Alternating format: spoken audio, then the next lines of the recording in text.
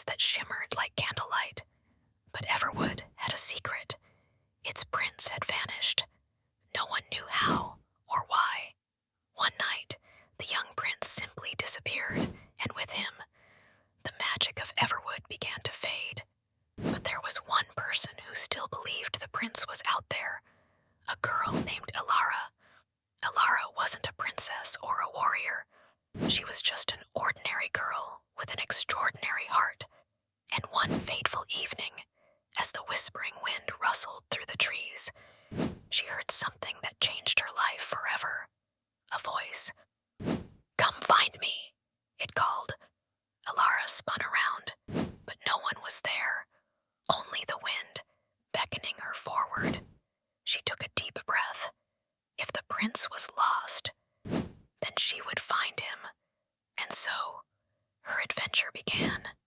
Elara followed the voice through ancient forests, past glowing firefly ponds, and into the mistlands, where few dared to tread.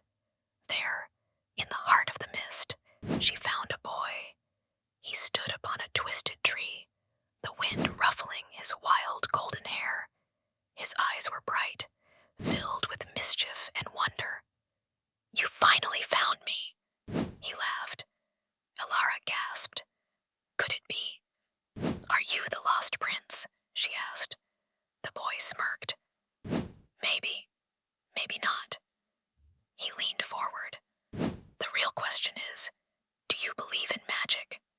Elara hesitated, then nodded. "Then let's fly." And before she could protest, the boy grabbed her hand, and together they leapt into the air. Elara and the boy soared over mountains of glass, past silver waterfalls, and through clouds painted with sunset hues. She had never felt so free. But just as they reached the golden rivers of Everwood, a shadow passed over them. A ship, but not just any ship. A flying galleon, its sails woven from storm clouds, and standing at the bow, with a coat as dark as midnight, was Captain Morvain, the Sky Pirate King. Well, Morvain sneered.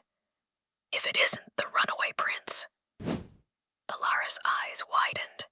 It was true. The boy was the missing prince. "Time to come home," Morvain growled. "Not a chance," the prince grinned. And just like that, they were in a chase. The pirate ship lurched forward, its cannons booming. The prince twisted in the air, dodging bursts of glittering blue fire. "Elara, take the wheel," he called. "What wheel?" she shrieked. But then she saw it, a golden ship of their own, waiting in the sky. Without thinking, she leapt aboard. The prince followed, spinning the sails. The chase was on. They darted through the sky, twisting through stormy winds and shooting stars. But Captain Morvain was fast. "We need to outthink him," the prince said. Elara's mind raced. Then she saw it. "The Cloud Gate," she shouted.